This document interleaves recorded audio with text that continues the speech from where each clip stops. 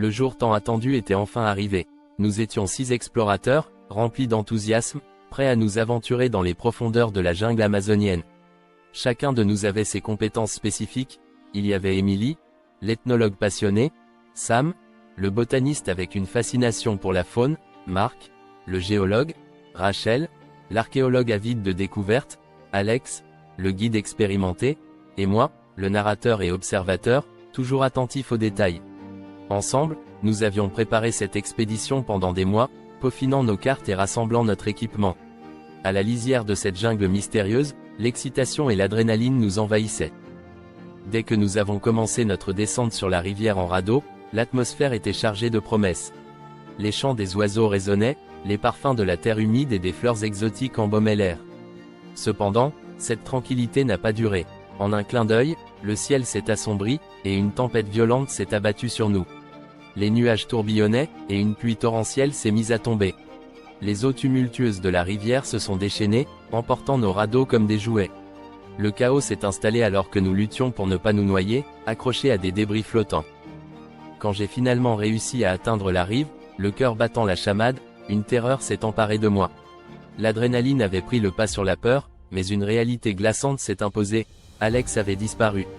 Les autres membres du groupe, tremblants et hagards, avaient également ressenti la perte. Dans nos yeux, je voyais l'angoisse se transformer en désespoir. Nous avions déjà perdu un membre, et l'idée de poursuivre notre expédition semblait de plus en plus futile.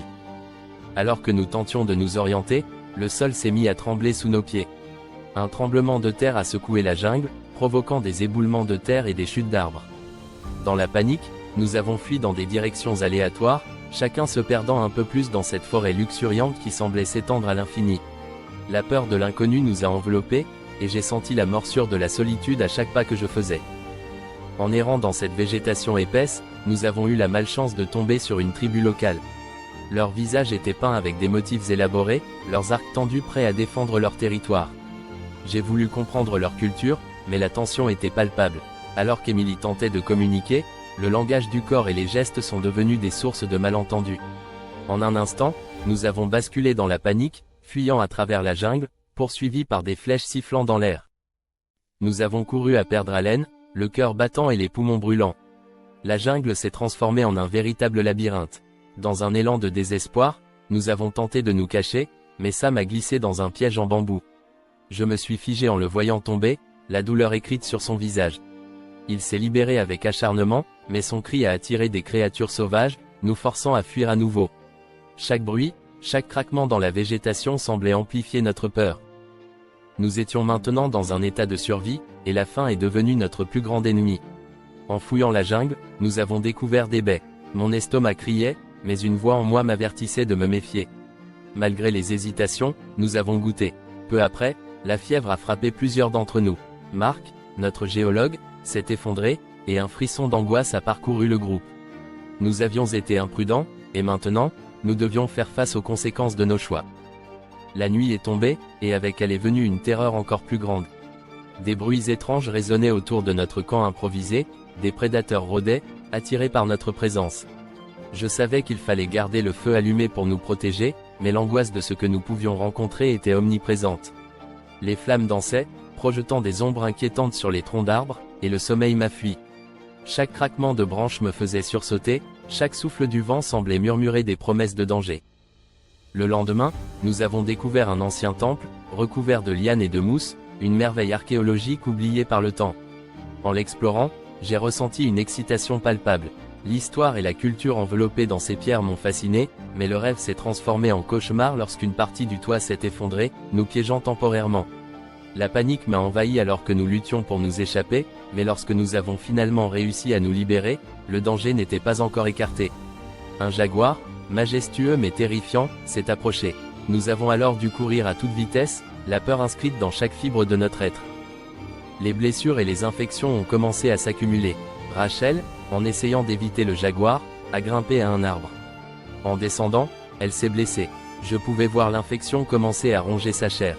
Le temps nous était compté, et nous avons dû prendre une décision difficile. Nous avons décidé de nous diviser, 3 d'entre nous partiraient chercher de l'aide tandis que les autres resteraient pour s'occuper de Rachel. Seuls, les membres restés avec Rachel ont alors découvert une zone infestée de serpents. Chaque pas était une épreuve, un risque de morsure, chaque ombre un potentiel prédateur. Pendant ce temps, la pluie a commencé à tomber. Une pluie diluvienne s'est abattue sur nous, transformant le sol en marécage, et chaque mouvement devenait de plus en plus difficile. L'humidité s'infiltrait dans nos os, et l'hypothermie menaçait de nous submerger. À mesure que les jours passaient, les tensions ont commencé à monter.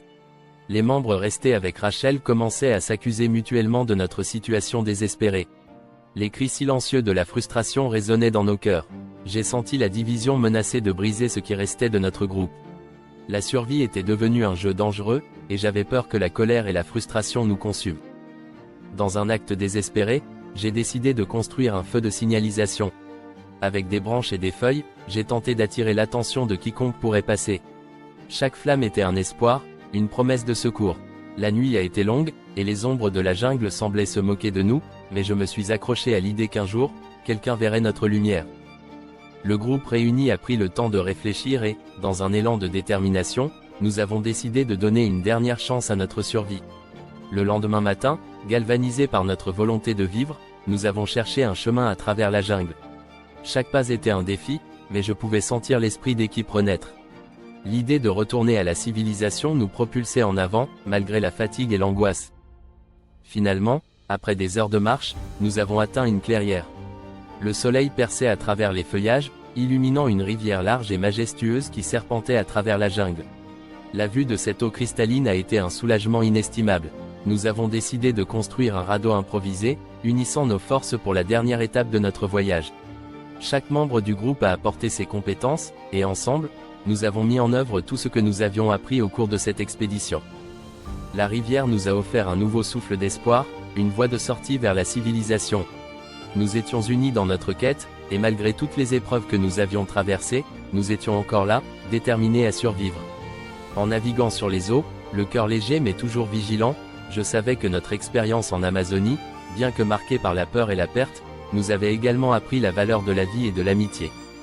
Notre voyage ne faisait que commencer, mais une promesse se dessinait dans notre esprit: nous allions non seulement survivre, mais également raconter notre histoire, non pas comme un récit de désespoir, mais comme un hymne à la résilience humaine, une ode à la force de l'esprit face à l'adversité.